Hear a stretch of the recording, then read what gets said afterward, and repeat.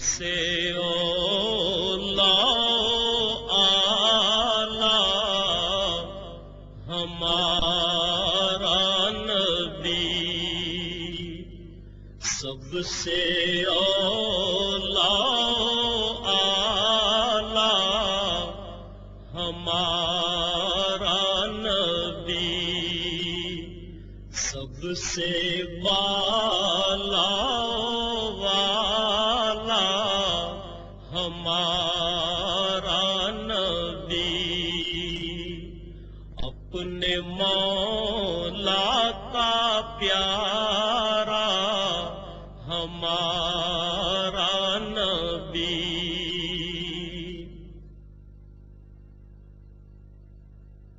اللہ اکبر، اللہ اکبر۔ مسجد کو اسلامی معاشرے میں بنیادی اہمیت حاصل ہے، جہاں عبادات کے علاوہ دیگر سماجی عوامل بھی انجام پاتے ہیں۔ قرآن کریم نے ان الفاظ میں مسجد کی اہمیت واضح کی ہے۔ اللہ کی مسجدوں کو وہی لوگ آباد کر سکتے ہیں جو اللہ اور روز آخر کو مانیں اور نماز قائم کریں، زکوٰۃ دیں اور اللہ کے سوا کسی سے نہ ڈریں۔ انہی سے یہ توقع ہے کہ سیدھی راہ چلیں گے۔ مکہ مکرمہ سے ہجرت کر کے حضور اکرم صلی اللہ علیہ وسلم حضرت ابو بکر صدیق رضی اللہ تعالیٰ عنہ کے ہمراہ اونٹنی پر سوار تشریف لائے۔ اونٹنی حضرت ابو ایوب انصاری رضی اللہ تعالیٰ عنہ کے مکان کے سامنے رکی۔ اس جگہ بقول حضرت انس رضی اللہ تعالیٰ عنہ آپ صلی اللہ علیہ وسلم نے نماز ادا کی، اور اس کے فوری بعد آپ صلی اللہ علیہ وسلم نے وہاں مسجد تعمیر کرنے کا حکم دیا۔ رسول اللہ صلی اللہ علیہ وسلم نے وہ قطع زمین 2 یتیموں سے خرید لیا۔ کھجور کے پتوں اور تنوں سے تعمیر کی گئی 805 مربع میٹر کے مختصر رقبے پر واقع مسجد نبوی صلی اللہ علیہ وسلم تمام مساجد کے ڈیزائن کے لیے ایک مثال بن گئی۔ رسول اکرم صلی اللہ علیہ وسلم نے بنفس نفیس اس مسجد کی تعمیر میں حصہ لیا۔ اللہ تعالیٰ نے مسجد نبوی کو بلند مقام عطا فرمایا ہے، جہاں اس کی رحمتوں کی بارش ہوتی اور اس کے بندے ہم وقت اپنے رب کی عبادت میں مشغول رہتے ہیں۔ رسول اللہ صلی اللہ علیہ وسلم نے سن 7 ہجری میں مسجد نبوی میں 2475 مربع میٹر کی توسیع فرمائی۔ 17 ہجری میں حضرت عمر فاروق رضی اللہ تعالیٰ عنہ نے مسجد میں 1100 مربع میٹر کی توسیع کی۔ حضرت عثمان غنی رضی اللہ تعالیٰ عنہ نے 29 اور 30 ہجری کے دوران نہ صرف یہ کہ 496 مربع میٹر کی توسیع کی، بلکہ ساری عمارت میں منقش پتھر لگوائے اور ستونوں کو سیسے سے مضبوط کیا۔ مدینہ منورہ کے اس وقت کے گورنر حضرت عمر بن عبدالعزیز کو خلیفہ ولید بن عبد الملک نے ہدایت کی کہ مسجد کی پرانی عمارت کو گرا کر اثر نو تعمیر کیا جائے اور اس میں 2369 مربع میٹر کی توسیع کے لیے اطراف کے مکانات خرید کر انہیں مسجد میں شامل کیا جائے۔ نئی عمارت 3 سال کی مدت میں 91 ہجری میں تیار ہوئی، جس میں گنبد اور 2 مینار شامل تھے اور دیواروں اور چھت پر طلائی کام اور نہایت عمدہ میناکاری تھی۔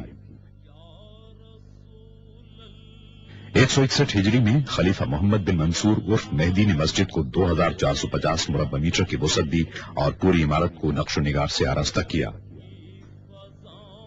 1233 ہجری میں آل عثمان سے تعلق رکھنے والے سلطان محمود نے مسجد کے گنبد کو دوبارہ تعمیر کرایا اور 1255 ہجری میں انہوں نے گنبد پر سبز رنگ کرایا، جس کی وجہ سے وہ گنبد خضرا کہلاتا ہے۔ اس کے بعد کئی صدیوں تک مسجد نبوی صلی اللہ علیہ وسلم میں کوئی بڑی توسیع نہیں کی گئی، حتیٰ کہ 1265 ہجری میں سلطنت عثمانیہ کے سلطان عبد المجید خان نے اسے عروس المساجد بنا دیا۔ انہوں نے شمال اور مشرقی سمتوں میں مسجد کو 1293 مربع میٹر تک توسیع دینے کا کام شروع کرایا۔ اس کام کی تکمیل میں 13 برس صرف ہوئے۔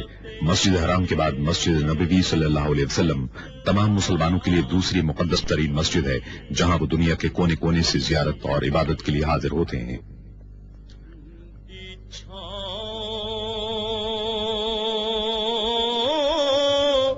سلطان عبد المجید کے بعد مسجد میں کسی قسم کی توسیع یا تبدیلی نہیں کی جا سکی، اگرچہ یہاں آنے والوں کی تعداد میں مسلسل اضافہ ہوتا رہا۔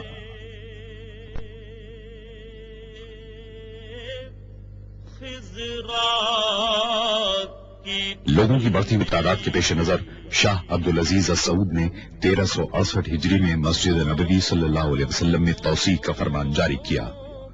1370 हिजरी में उनके साहिबजादे और जानशीन शाह सऊद बिन अब्दुल अजीज ने तौसीह के काम का संग बुनियाद रखा। ये मस्जिद नबवी सल्लल्लाहु अलैहि वसल्लम में पहली सऊदी तौसीह थी।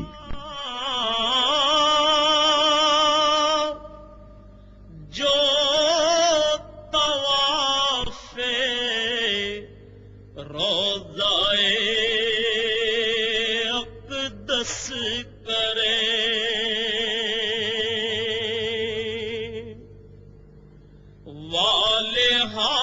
महदूद आलात और मशीनरी की किल्लत की वजह से ज्यादातर काम हाथ से ही करना पड़ा। मस्जिद नबवी सल्लल्लाहु अलैहि वसल्लम में तौसीह की जरूरत इतनी शदीद थी कि यह मंसूबा 5 बरस में ही पाए तकमील को पहुंच गया।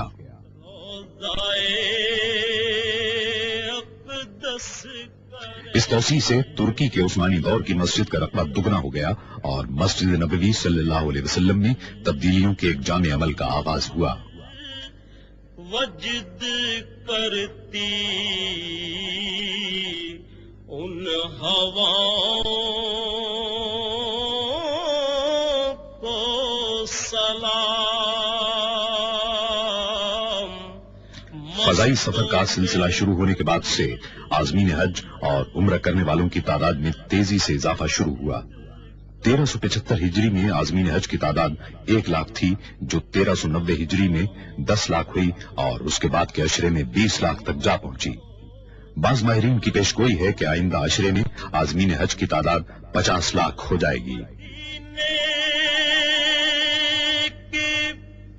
1393 हिजरी में शाह फैसल ने आज़मीन हज की बढ़ती हुई तादाद के पेश नजर शेड तामीर कराने का हुक्म दिया, ताहम इसका मुस्तकिल हल तलाश किया जाना अभी बाकी था।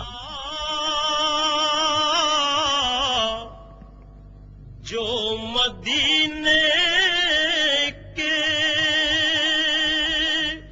गली कूचों में 1402 हिजरी में खादिम हरमैन शरीफैन शाह फहद बिन अब्दुल अजीज ने मस्जिद नबवी सल्लल्लाहु अलैहि वसल्लम में एक मरतबा फिर तौसीह करने का फरमान जारी किया। खादिम हरमैन शरीफैन की जाती निगरानी में 3 साल के मुताले और जायजे के बाद मस्जिद की तौसीह का नक्शा तैयार कर लिया गया, जिसके नतीजे में मस्जिद को उसके मौजूदा रकबे के मुकाबले में 5 गुना तौसीह देना था और रसूलुल्लाह सल्लल्लाहु अलैहि वसल्लम के दौर की मस्जिद के मुकाबले में इसकी तौसीह 100 गुना थी। उन फकीरों 9 सफर 1405 हिजरी को खादिम हरमैन शरीफैन ने इस अजीमुशान तौसीह मंसूबे का संग बुनियाद रखा।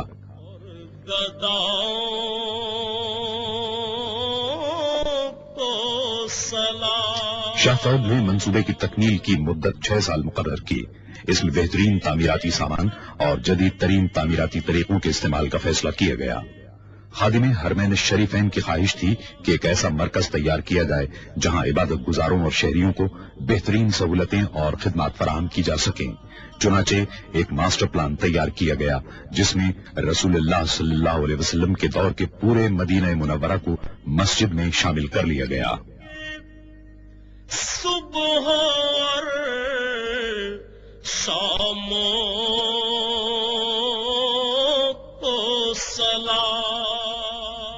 कदीम शहर सदियों से आज़मीन हज की खिदमत कर रहा था, लेकिन उनकी बढ़ती हुई तादाद ने सूरत हाल को पेचीदा बना दिया और शहर में जदीद तरीन सहूलतों की फराहमी के लिए मस्जिद नबवी सल्लल्लाहु अलैहि वसल्लम की तौसीह बुनियादी अहमियत की हामिल थी। मंसूबे का पहला काम कदीम इमारतों को मुनहदिम करना था।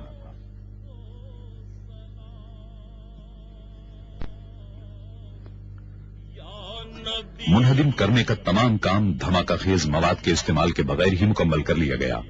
मिट्टी से बनाए गए रिवायती मकान आसानी से गिरा लिए गए, लेकिन कंक्रीट से तामीर की गई जदीद इमारतों को मुनहदिम करने का काम कहीं ज्यादा मुश्किल और खतरनाक था।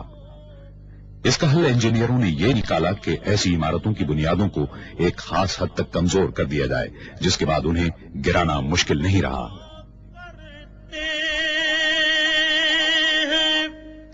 रोज़ो शब तेरे दरबार में जो पढ़ा करते रोज़ इमारतों को गिराने और मलबे को साफ करने के काम को मुकर्ररा मुद्दत में मुकम्मल करने की गरज से इस अमल को 24 घंटे जारी रखा गया। पेश करता है ज़हूरी। जब इमारतों को मुनहदिम करने और मलबे की सफाई का काम हो रहा था तो इस बात की पूरी कोशिश की गई कि शहरी सहूलतें और रोजमर्रा जिंदगी कम से कम मुतासिर हो। पेश करता कार पार्किंग के आर्जी मकामात, सड़कें और पैदल चलने वालों के लिए फुटपाथ तामीर किए गए ताकि नमाजी हमेशा आसानी और सहूलत के साथ मस्जिद आ सकें।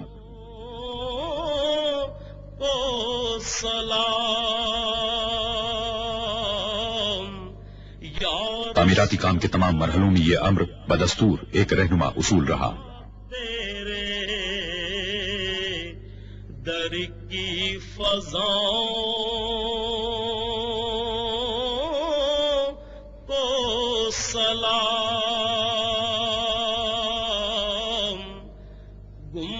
17 मुहर्रमुल हराम 1406 हिजरी को मस्जिद की तौसीक के लिए बुनियादों की खुदाई के साथ ही तामीराती काम का आगाज हो गया। मस्जिद के इर्द गिर्द का इलाका सहराई रेत का होने के बायस गैर मुस्तहकम था और अजीमुशान ढांचे को संभालने के लिए बुनियादों की तामीर की जदीद तरीन टेक्नोलॉजी की जरूरत थी।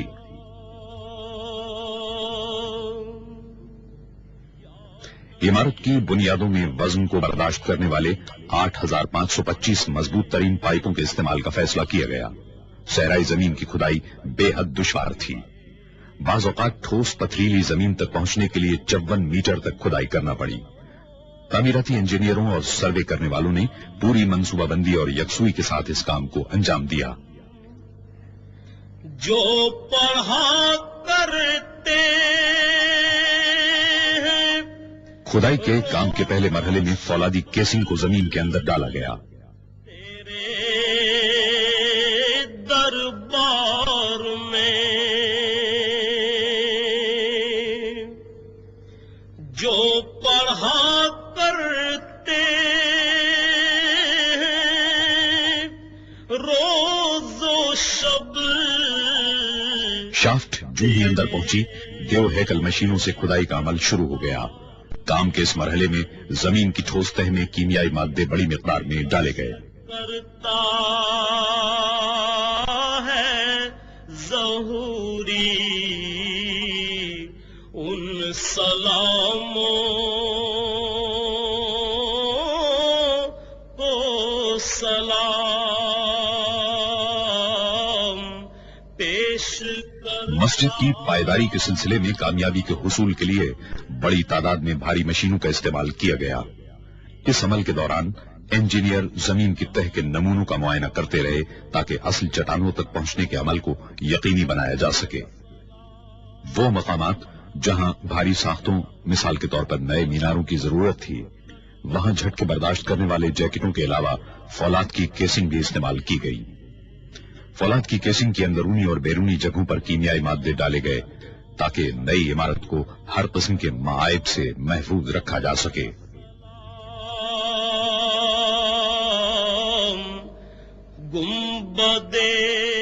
इंतहाई मजबूत फौलाद से 12 मीटर तवील बेलन की शक्ल के पिंजरे बनाए गए।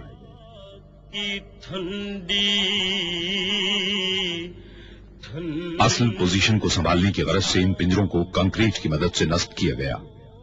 12 मीटर की लंबाई की जमीन की तह में उतारने के बाद वेल्डिंग कर दी गई।